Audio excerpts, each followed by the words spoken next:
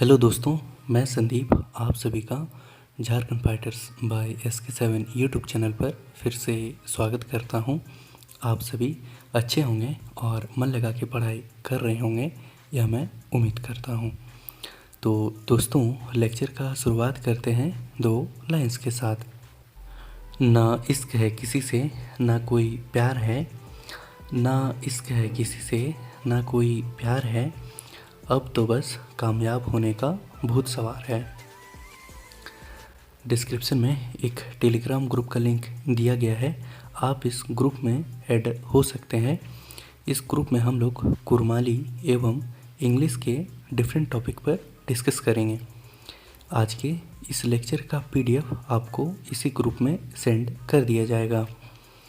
साथ ही इस लेक्चर से रिलेटेड क्वेश्चन का क्विज भी टेलीग्राम ग्रुप पर अवेलेबल होगा। बहुत से स्टूडेंट्स के क्वेरी आ रहे थे कि उन्हें इंग्लिश में प्रॉब्लम हो रही है, तो अब से आप सभी को Jharkhand fighters by SK7 YouTube channel पर इंग्लिश सब्जेक्ट का भी लेक्चर अपलोड किया जाएगा। बहुत ही सिंपल वे में आपको इंग्लिश मैं पढ़ाऊँगा। तो चलिए आज का इंग्लिश का पहला टॉपिक वाइज लेक्चर शुरू करते हैं। आप बस इस लेक्चर का रिवाइज करना। आज का टॉपिक है subject verb agreement. Simple way में किसी भी सेंटेंस में सब्जेक्ट तथा पर्सन के अनुसार वर्ब का प्रयोग सब्जेक्ट वर्ब एग्रीमेंट कहलाता है। अभी आप मुझे बताइए सब्जेक्ट क्या है। तो आप सोच रहे होंगे जो काम करता है उसे सब्जेक्ट कहते हैं। तो अच्छा, आप मुझे बताइए एक इंटरेस्टिंग सा क्वेश्चन। एक एग्जांपल लेते हैं, राम रीड्स ए बुक में सब्जेक्ट कौन सा है। तो आप बोलेंगे राम सब्जेक्ट है सर, क्योंकि बुक पढ़ने का काम राम कर रहा है। तो अभी हम एक नेक्स्ट एग्जांपल लेते हैं। अब आपके पास पक्का इसका आंसर नहीं होगा। A book is read by Ram में सब्जेक्ट कौन है। अभी भी आप बोलेंगे ए बुक अभी सब्जेक्ट है। अब मैं आपको कुछ पूछता हूँ, अभी भी तो बुक पढ़ने का काम राम ही कर रहा है, लेकिन अभी अपने सब्जेक्ट राम को क्यों नहीं बोला। क्यों सोच में पड़ गए ना। क्या सर आप भी फंसा दिए। हमारे सर ने तो बोला था जो काम करता है वो सब्जेक्ट है। ये जो है एक इनकम्प्लीट आंसर है। अब मैं आपको सब्जेक्ट का इंटरेस्टिंग मीनिंग बताता हूँ। सब्जेक्ट जो है किसी भी वाक्य का कर्ता धर्ता होता है, यानी कि उस सेंटेंस का मेन कैरेक्टर जिस पर बल दिया जाता है वह सब्जेक्ट होता है। आज के इस लेक्चर में बहुत ही important rules subject verb agreement के करने वाले हैं। इस लेक्चर से आपके एग्ज़ाम में क्वेश्चन ज़रूर रहेंगे। तो चलिए कुछ इम्पोर्टेंट रूल्स देखते हैं।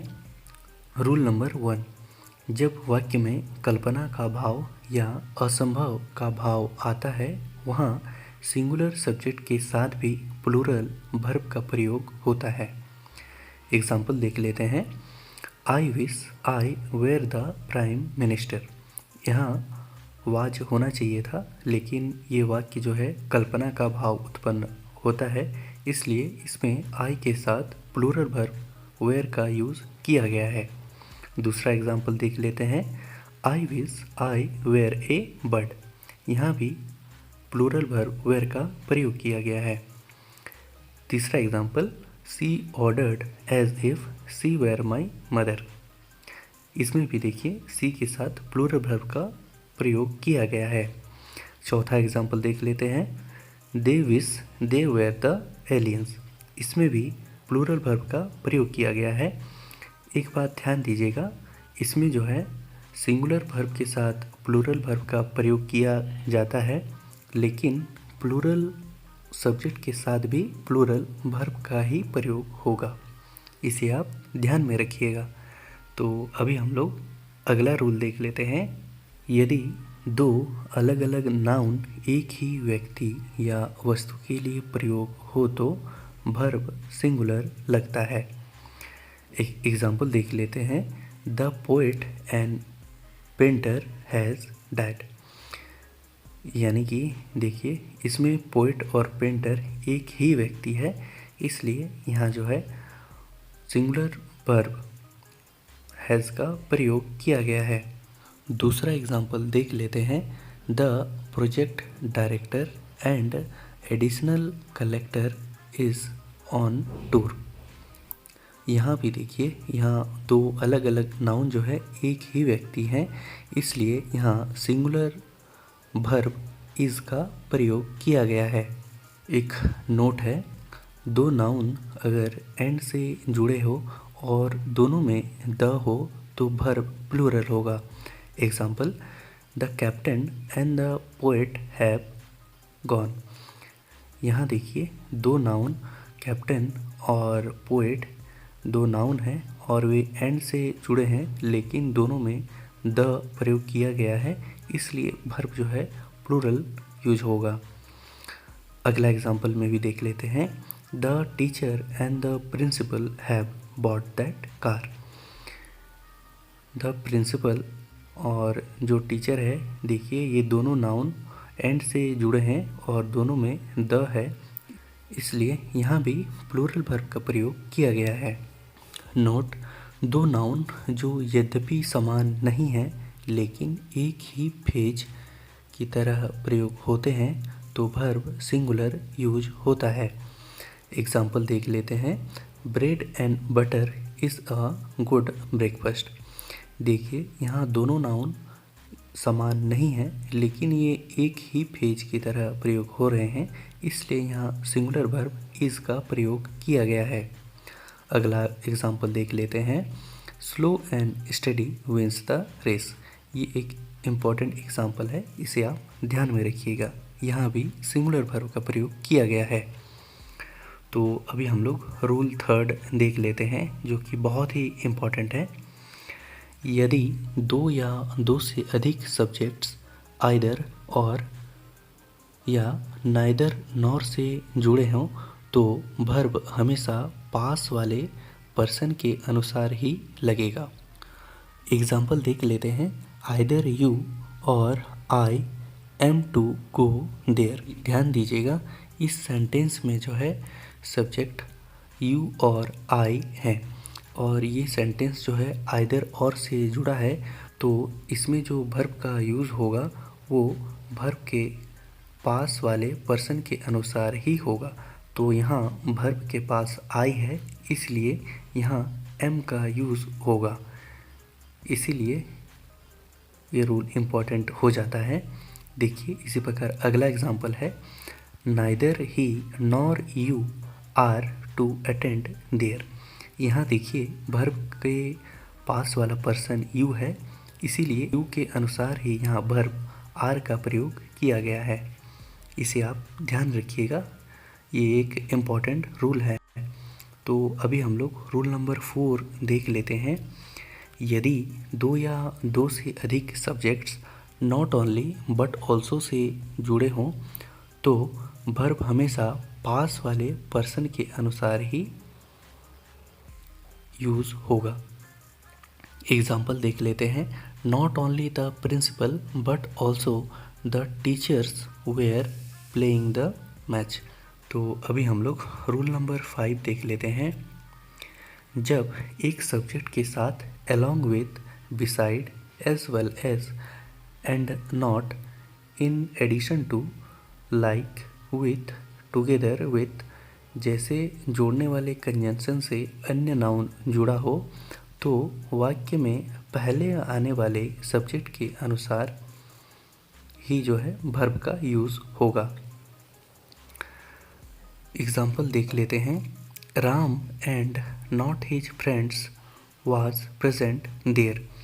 देखिए इस सेंटेंस में एंड नॉट का प्रयोग किया गया है, तो यहाँ वर्ब का जो यूज़ होगा वो एकदम पहले वाले नाउन जो कि राम है उसके अनुसार ही वर्ब वाज का प्रयोग किया गया है। अगला एग्जाम्पल देख लेते हैं। The house with all it's belongings was sold. यहाँ देखिए विथ ऑल का प्रयोग किया गया है, इसलिए पहला वाला नाउन द हाउस है, उसी के अनुसार वर्ब वाज का प्रयोग किया गया है। द हाउस सिंगुलर है, इसलिए सिंगुलर वर्ब का प्रयोग किया गया है। The president as well as the members has come. यहाँ एज वेल एज का प्रयोग किया गया है, तो यहाँ एकदम पहले वाले नाउन द प्रेसिडेंट जो कि सिंगुलर है, इसीलिए सिंगुलर वर्ब हैज़ का प्रयोग किया गया है। और हाँ, अगर आप इस चैनल पर न्यू हो तो आपको मैं ये नहीं बोलता कि आप मेरे चैनल को लाइक करें। आपको मैं एक इंटरेस्टिंग सा थॉट बताता हूँ। लाइक करने से कभी कुछ हुआ है? आपने तो बहुत किसी को लाइक किया होगा, लेकिन वो तो किसी और की हो गई। इसीलिए आपको लाइक करने की ज़रूरत नहीं है।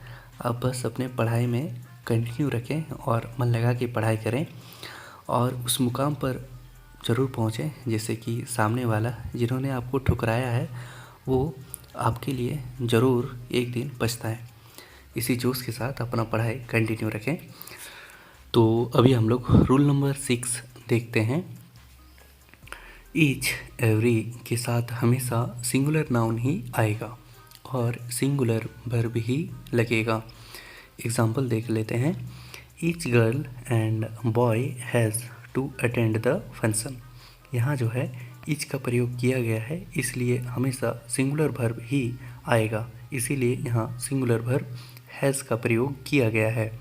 Every man women and child was happy to meet the president. यहाँ भी एवरी का प्रयोग किया गया है, इसलिए सिंगुलर वर्ब वाज का प्रयोग किया गया है।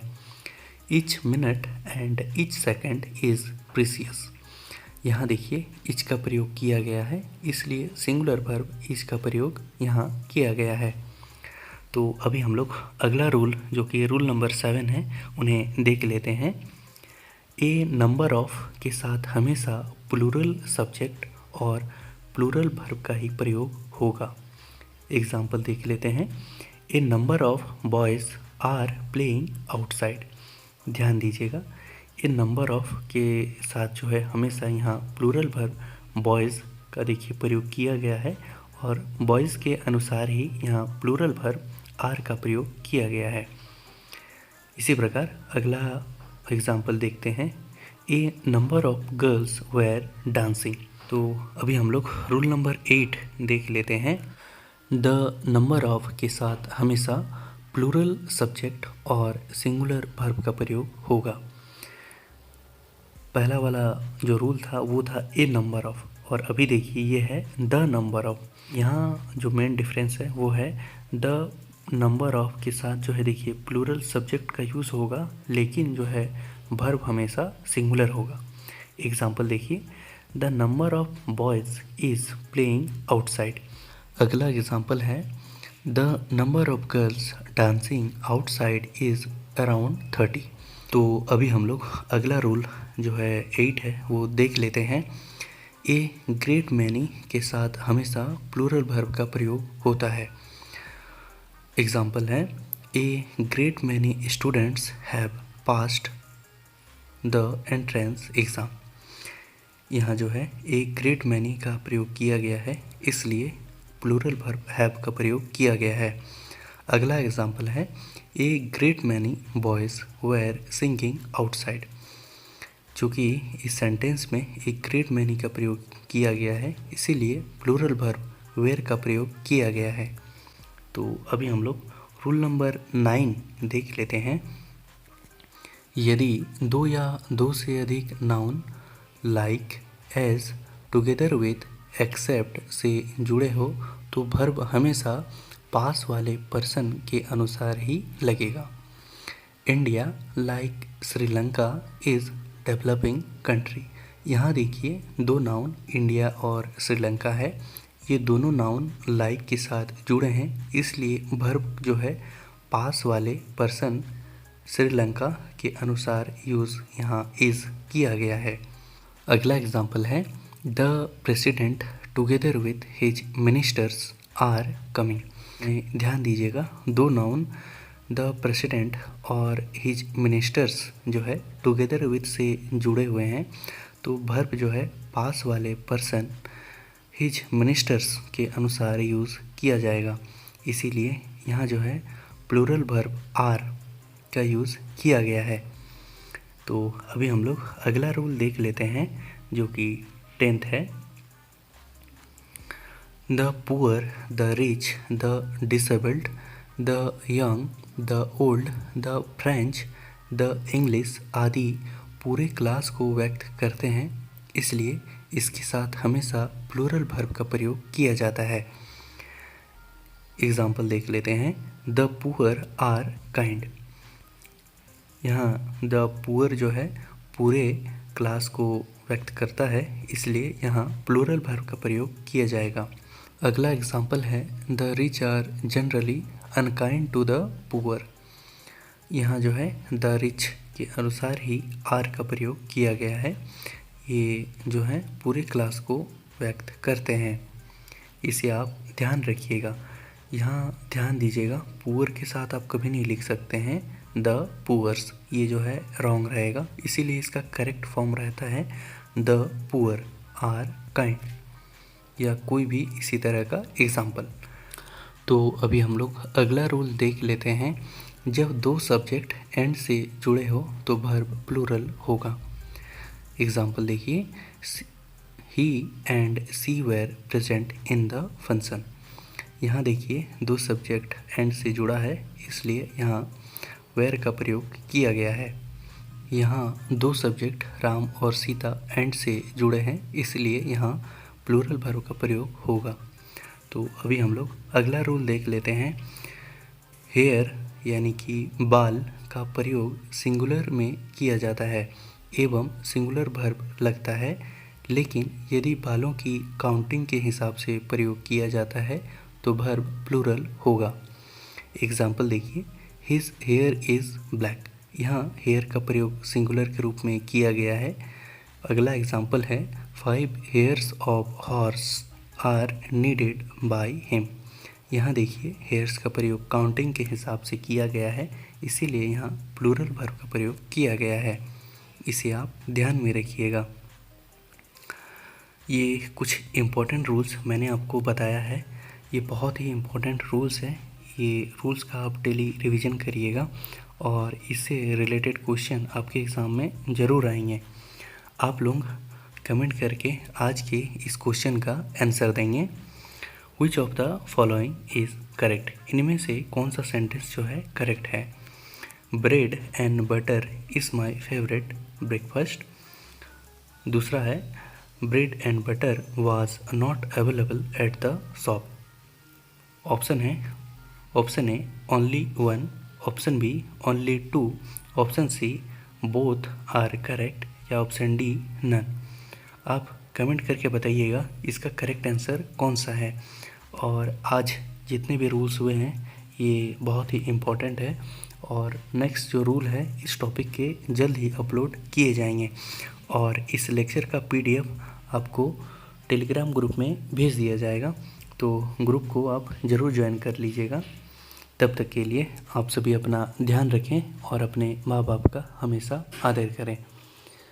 और अगर आप इस चैनल पर न्यू हो तो चैनल को ज़रूर सब्सक्राइब करें। लेक्चर आपको कैसा लगा प्लीज़ आप हमें कमेंट करके बताइएगा। आपसे जल्द मुलाकात होगी। लेक्चर देखने के लिए आप सभी का बहुत बहुत धन्यवाद।